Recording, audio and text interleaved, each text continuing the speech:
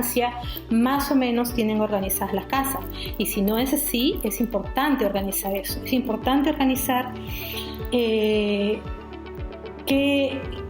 espacios son para qué y para quiénes, en qué momento. Y eso es una organización funcional, digamos, que puede ayudar a no interferir en ciertos territorios o en ciertos horarios que nos pueden causar un estrés porque estamos desordenados, digamos. Entonces ese es un primero, ¿no? de reconocer que todos tienen trabajo que hacer, todos tienen cosas que hacer, el espacio es común para todos, pero hay que organizarse y hay que respetar. Y en la medida en que uno respeta al otro, podemos acomodarnos a una convivencia mejor y a una colaboración mayor. Lo otro tiene que ver con los roles, quién hace qué y cómo lo hace. Y ahí también parte de que ustedes, chicos y chicas, vean su familia y vean qué hace mamá, qué hace papá, qué hace el hermano, la hermana, los tíos, los abuelos, los sobrinos, no sé, con quienes ustedes vivan. Cada quien tiene un rol en la casa, cada quien tiene una tarea o varias tareas. Y también reconocer que hay personas que tienen más tareas que otras.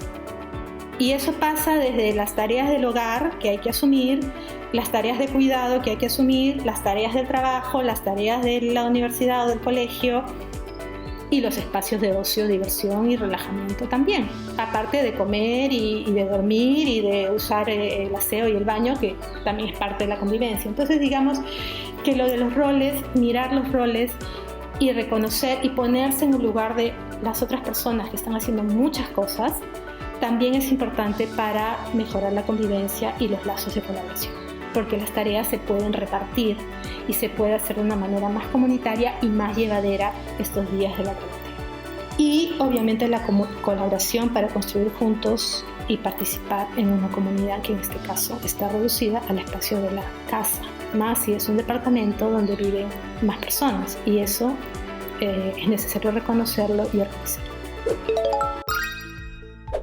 La frase que nos compartió Belén al inicio de este bloque me dejó pensando muchas cosas. ¿A ustedes?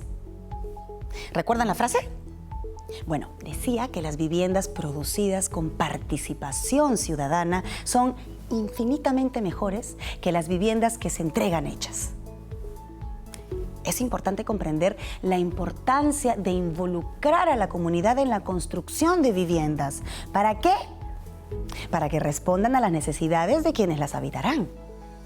Ya volvemos con el final de la charla TED de Belén y por supuesto también con los interesantes comentarios de nuestro especialista. Ya regresamos. En esta coyuntura de emergencia sanitaria, nos encantaría mantener la conexión con todos ustedes, chicos y chicas. Envíanos tus comentarios, sugerencias, audios y videos de cómo disfrutas el programa con tu familia a los contactos que aparecen aquí en pantalla. Iremos sumando a nuestra programación el material que nos envíen y los pondremos al aire. Juntos somos más fuertes. Sigamos con más en Aprendo en Casa. Bienvenidas y bienvenidos otra vez, jóvenes estudiantes de todo el país. Estamos a punto de continuar con la última parte de la charla TED de la arquitecta y urbanista Belén Denouzon. En el bloque anterior ella nos contó sobre un caso de éxito en la construcción de viviendas con participación ciudadana. Este proyecto se llamó PREVI, Proyecto Experimental de Vivienda, y se creó en la década de 1960 en el distrito de Comas, en Lima.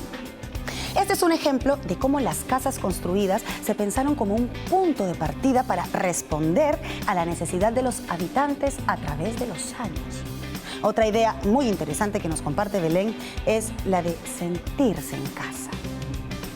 Para ella va mucho más allá de querer que nuestras viviendas cuenten con todo lo necesario. Sentirse en casa también significa tener espacios públicos en los que podamos desarrollarnos. Belén también nos contó que para su proyecto Casa, lo importante no es solo el producto final, sino también el proceso. Les interesa involucrar a las personas para que aprendan y desarrollen capacidades que luego les puedan servir en su día a día. Maravilloso. Ahora que sabemos lo importante que es participar en el desarrollo de nuestras comunidades, hagamos un ejercicio. ¿Les parece? Súper, muy bien. Juntémonos todas y todos en casa y pensemos en... A ver, ¿ya están juntos? Sí, muy bien. Entonces, pensemos en... ¿Cómo nos gustaría que fuera nuestra comunidad o nuestro barrio? Visualicémoslo. Muy bien. ¿Qué nos gustaría que cambie? ¿Qué agregarían y qué quitarían?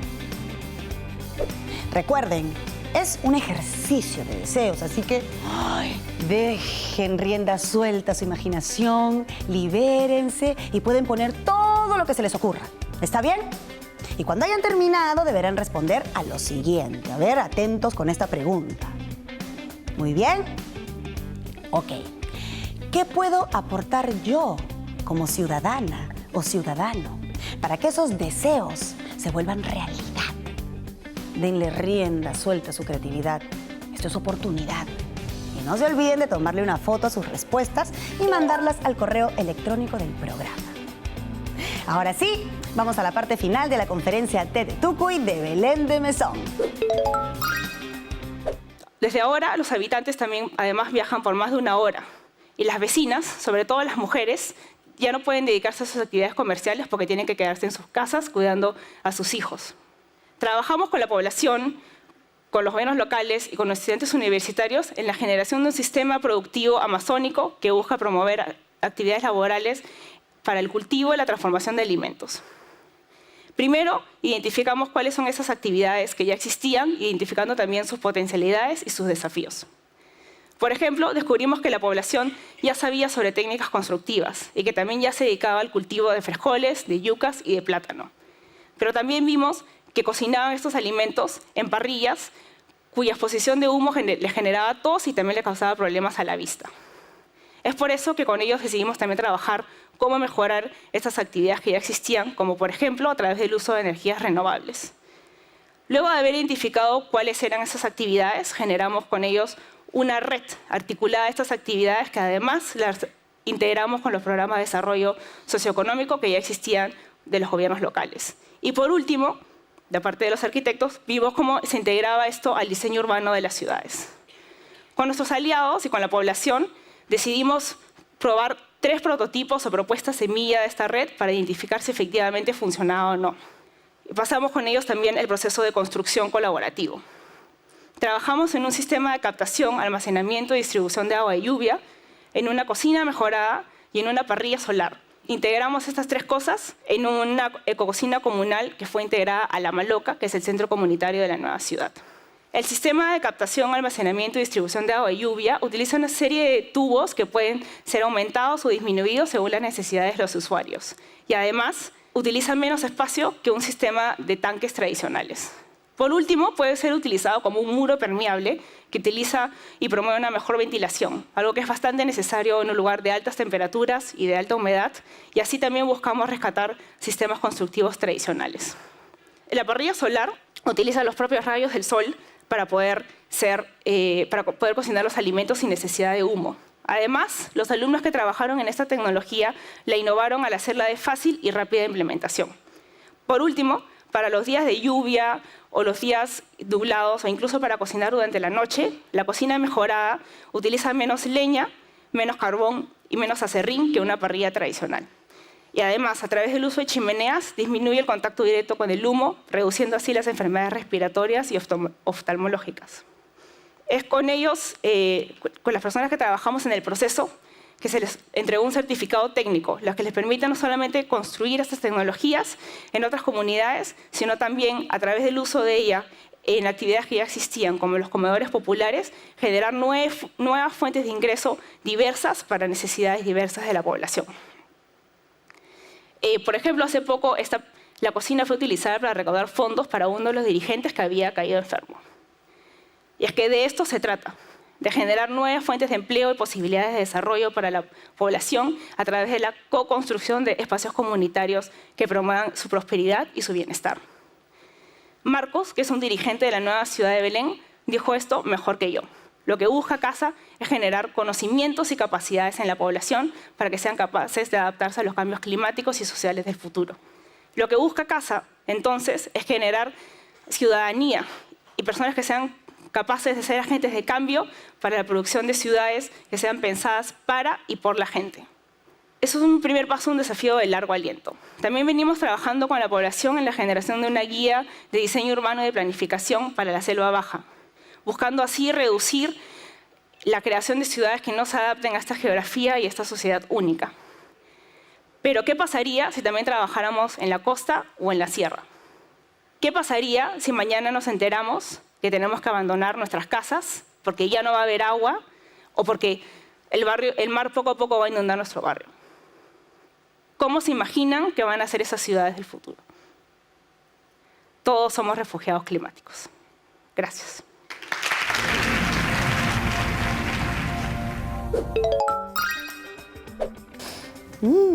Generar ciudadanía, qué interesante.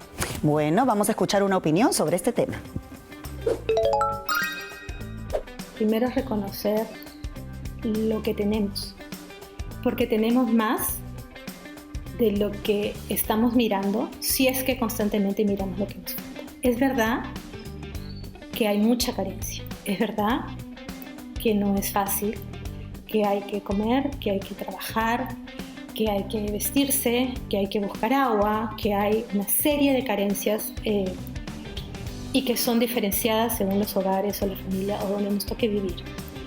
Pero también hay un montón de cosas que están a nuestro favor y pasa por que estamos sanos, que estamos juntos, somos agentes del cambio para manejar el cambio. Y esto es una oportunidad para ver qué es lo que no nos gusta, qué es lo que podemos cambiar, qué es lo que esta sociedad o este país necesita y qué es lo que nosotros desde donde estamos podemos hacer para que sea un país mejor, para que sea una sociedad mejor, para que haya menos injusticias, para que haya menos desigualdades. Chicos, les tenemos una sorpresa. Tenemos a la protagonista del TED Tucuy, Belén de Mesón.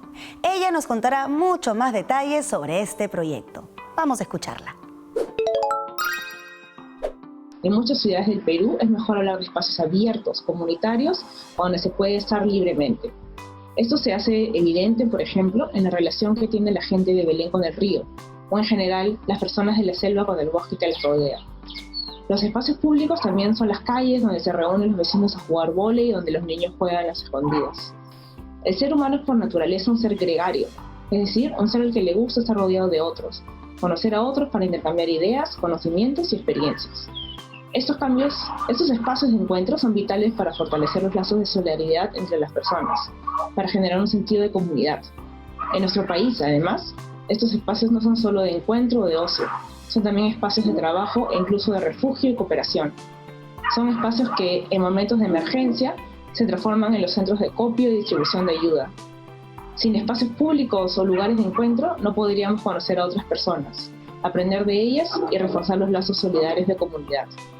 Los refugiados climáticos son de por sí una población vulnerable con poco acceso a servicios como salud, educación de calidad, que tienen usualmente empleos precarios. Vemos también cómo los campos de refugiados son lugares tuburizados donde muchas veces hay poco acceso a servicios básicos como agua y desagüe y donde mantener la distancia social y lavarse continuamente las manos no son tareas fáciles de seguir.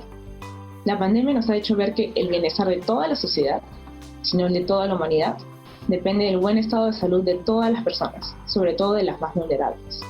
Más que refocar la construcción de los centros urbanos y cómo nos adaptamos a esta pandemia, vemos cómo lo promovido por casa en esta situación se hace más urgente y evidente. Debemos crear ciudades que permitan que la gente pueda vivir ahí sin tener que desplazarse grandes distancias para poder llegar a sus centros de trabajo o estudio y lugares con centros de salud de calidad, con viviendas dignas, que sean amables para los residentes y lugares donde se pueda sentir uno como en casa, generar una sensación de hogar. En estos tiempos de pandemia se habla mucho de la ciudad del cuidado, es decir, centros urbanos que promuevan los lazos de solidaridad y apoyo mutuo entre la ciudadanía y entre ellos y las diferentes instituciones que participan en procesos de participación de la ciudad, como los gobiernos. Creo que es una dimensión novedosa para el enfoque de casa que vale la pena incorporar y poder promover a largo plazo en los procesos de diseño, es decir, la ciudad del cuidado. Cada persona es diferente, al igual que cada sociedad, sobre todo en un país tan diverso como el nuestro. Un primer paso es entender que no existe un concepto de desarrollo único, no existe una visión de una vida ideal correcta. Los modos de vida de las personas son únicos y hay mucho conocimiento empírico y experiencia de vida que deben ser incorporados en los diseños arquitectónicos y de nuestras ciudades para generar ese sentido de pertenencia. Sentir que la ciudad es tuya y de nosotros.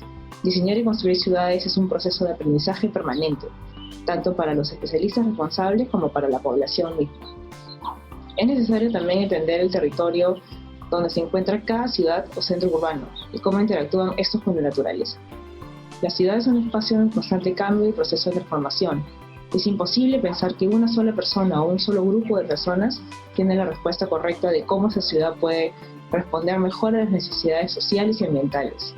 Todos los ciudadanos, incluyendo los especialistas, debemos aprender juntos este proceso y entender también que nuestros centros urbanos dependen de un territorio que brinda los recursos que necesitamos y que nuestros planes de desarrollo individual y comunitario deben promover el uso circular y regenerativo de estos recursos que son finitos. No creo que sea incompatible hablar de desarrollo y crecimiento individual y comunitario y de cuidar nuestro medio ambiente. Tenemos una tarea pendiente de generar centros urbanos que cuiden el ambiente y eso es una tarea y responsabilidad de todos los ciudadanos. Uno de los principales retos, pero a la vez una de las principales ventajas, es la enorme diversidad cultural, social y ambiental que caracteriza a nuestro país. Resulta imposible generar un modelo único de ciudad sostenible y por ello se debe trabajar en la generación de soluciones particulares para cada región y para cada situación. Por eso resulta muy importante trabajar con y desde el conocimiento local, desde una mirada interdisciplinaria, para poder incorporar ese conocimiento en la generación de diseños urbanos y arquitectónicos pertinentes. Por otro lado, es necesario generar oportunidades de empleo y producción para los habitantes, que sean ellos los gestores y promotores de sus centros urbanos, de una manera que sea ambientalmente sostenible y socialmente justa, pues eso es lo que genera a la larga la sostenibilidad de una ciudad en todos sus aspectos más allá del aspecto ecológico o ambiental. Muchísimos. Primero, la necesidad de trabajo en equipo entre diferentes especialidades para poder llegar a propuestas holísticas que logren integrar lo social, lo económico, lo ambiental, lo político y lo cultural. Segundo, humildad y ganas de aprender del otro. ¿Quién sabe más de Iquitos que el propio iquiteño? ¿Quién conoce sus dinámicas, la vida diaria en la ciudad, dónde encontrar la mejor fruta y qué hace la gente en la noche? Debemos dejar de importar modelos de ciudad y modelos arquitectónicos de otros lugares y reforzar nuestra identidad propia, que se basa también en el territorio y clima que nos rodea. Tercero, es importante escuchar diferentes perspectivas y trabajar junto con ellas. No es suficiente trabajar solo con la ciudadanía, sino también es importante reforzar los lazos con los diferentes sectores del gobierno. Es importante entender que hacer ciudades es un proceso de aprendizaje continuo para todo aquel que esté involucrado en esos procesos, y hay que mantener esa perspectiva y esas ganas de aprender constantes. Si mañana me toca irme a trabajar a la costa norte o a la Sierra Sur o a otro país, es empezar un nuevo proceso de aprendizaje en la búsqueda de proyectos que sean pertinentes a esas realidades. Belén es un barrio que ha estado en Iquitos desde sus inicios, siendo Iquitos una ciudad relativamente joven. Belén se caracteriza por sus casas flotantes o casas sobre palafitos, y aún se puede apreciar en algunas pocas casas el uso de hoja de palmera para los techos. La población de Belén trabaja directa o indirectamente en el mercado de Belén, que es el mercado más importante de la Amazonía peruana y que abastece a la ciudad de Iquitos. Existe una relación de interdependencia entre la ciudad y el barrio que se refuerza a través del mercado. Iquitos tiene la particularidad de ubicarse en un territorio dinámico y cambiante a una velocidad que no se ve en otros lugares. Como ejemplo, Iquitos se ubicó donde está para ser una ciudad puerto del río Amazonas. Pero hoy el río Amazonas ya no pasa por el puerto de Iquitos. Las casas flotantes y las casas en palafitos se adaptan a estos cambios del territorio y creo que ahí hay unas lecciones que podríamos aprender.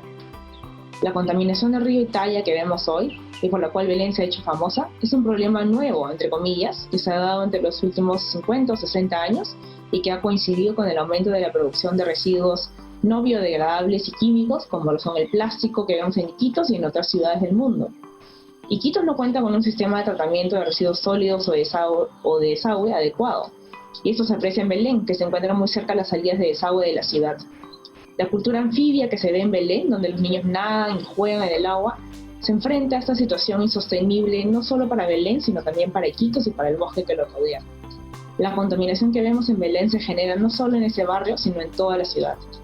Este es un problema que se ve en otros centros urbanos de un inadecuado manejo y gestión de residuos sólidos, pero que en Belén y en Iquitos se hace más evidente ya que están muy cerca de los bosques.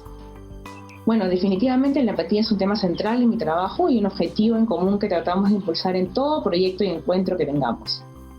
Poder identificarse con el otro y ponerse en su pellejo es fundamental para poder construir, ya sea casas, edificios públicos, espacios públicos y ciudades que sean lo mejor posible. No nos preguntamos cómo sería una ciudad o un barrio ideal para mí o para ti, sino cómo sería una ciudad o un barrio ideal para nosotros, entendiendo ese nosotros como una comunidad de personas, pero también de todos aquellos animales y plantas que viven en ese territorio. En casa hablamos mucho de convivencia, que es poder vivir uno al lado del otro en armonía. Y para poder generar y preservar esa armonía, ese espíritu de convivencia, un primer paso es la empatía y la solidaridad del uno con el otro. Lo mismo aplica para otros profesionales. Dejar de pensar cómo lo que hacemos nos beneficia a nosotros personalmente, sino cómo eso que hacemos beneficia a la comunidad en la que vivimos, que es al fin y al cabo un reflejo de nosotros mismos. La lección más importante que nos deja casa es que debemos dejar de pensar en viviendas sociales únicamente pensando en brindar viviendas para cada familia. Tenemos que pensar en la generación de barrios y centros urbanos que brinden servicios y equipamientos de calidad para promover el intercambio entre los habitantes y la generación de comunidad y sentido de pertenencia. Por otro lado, está también la necesidad de hacer centros urbanos que sepan convivir con la naturaleza, promoviendo un uso responsable, eficiente y circular de nuestros recursos y buscar minimizar los efectos del cambio climático. Y por último, es importante involucrar a las personas en el proceso para generar espacios de aprendizaje mutuo y para que las propuestas sean pertinentes a su realidad, a sus necesidades y a su visión de vida. No se olviden de tomar nota, chicos, de todo lo que estamos aprendiendo para luego poder hacer un repaso en nuestras casas.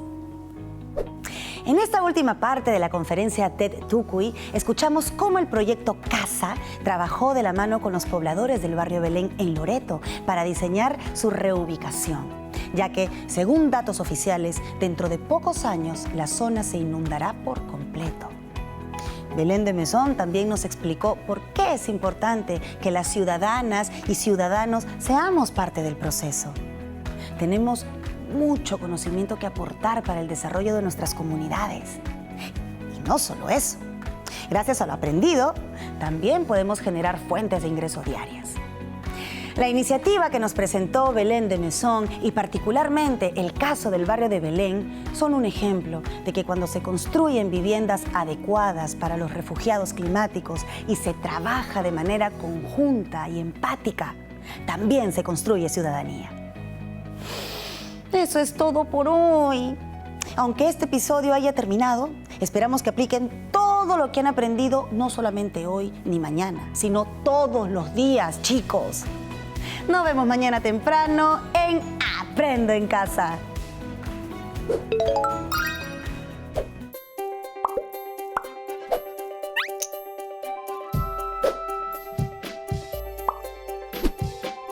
Aprendo en Casa, una iniciativa del Ministerio de Educación. La presente sesión de aprendizaje es una coproducción del Minedu y la Universidad San Ignacio de Loyola y llega a ustedes gracias a la Sociedad Nacional de Radio y Televisión del Perú.